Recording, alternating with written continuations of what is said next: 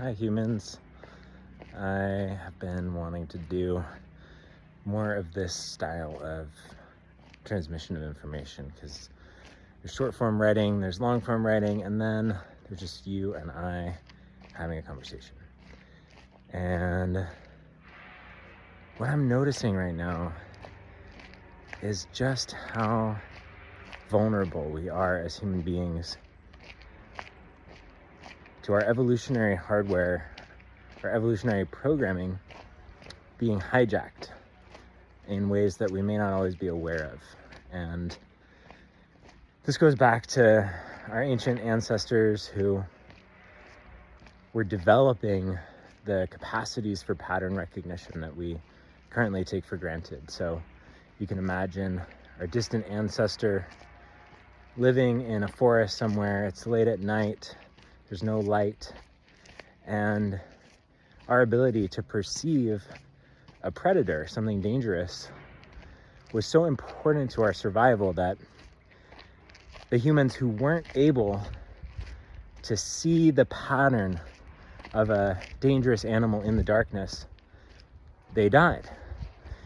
And the ones that saw the pattern, even when it wasn't there, but responded as though it was there, even though they were wrong most of the time, they're the ones who survived. And so our ancestors developed this kind of reflexive paranoia in order to survive in a world that was very different from the one that we live in right now. And even though our world has changed rapidly since that time, and we don't have the same kinds of pervasive embodied threats that our ancestors did, that evolutionary programming is still very much part of how we see the world, how we experience the world. And this creates a real vulnerability. I believe that the science and the industry of propaganda actually relies on this evolutionary capacity for pattern recognition, because especially in the form of narrative, telling a story about the world, if you can hook into a pattern that we already think is true, then our conscious rational mind doesn't even really engage with it. We just file it away as though we already know what the answer is.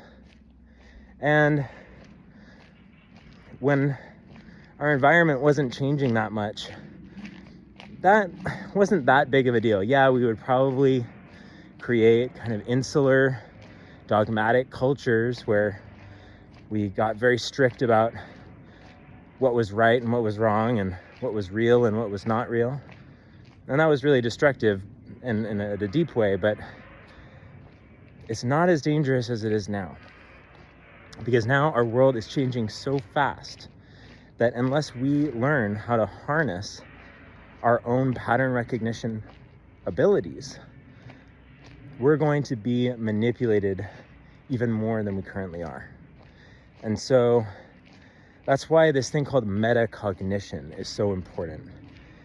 It's a way of perceiving the way that you perceive.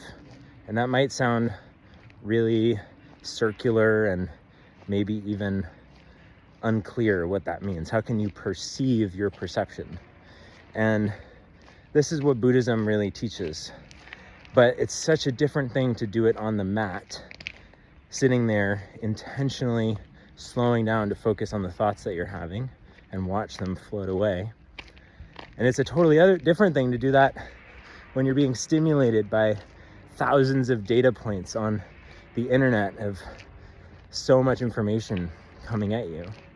And it's another thing to do that in relationship, in collaboration.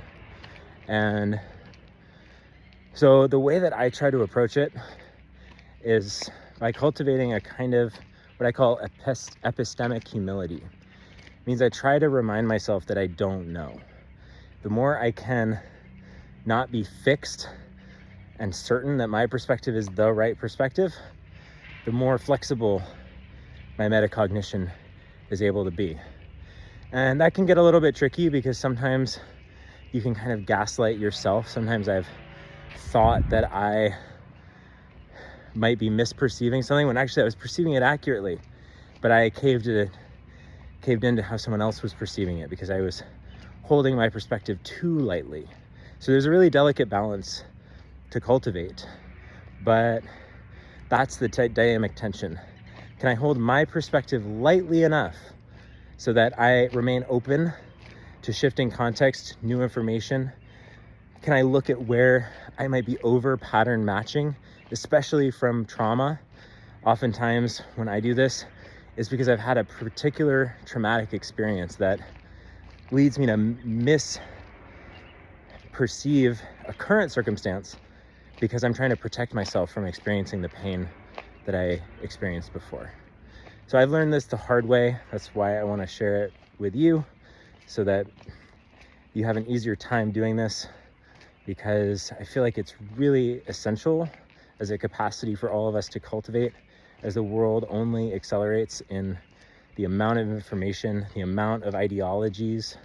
And really at the core of it, ideology is the opposite of metacognition. Ideology is a fixed perspective that is always trying to look through the world through a particular lens, even when that lens might not actually be useful in that particular moment. And so the capacity that's unlocked through metacognition is being able to consciously choose what lens do I want to apply to this circumstance that'll actually help me be more effective at being an agent of love in the world.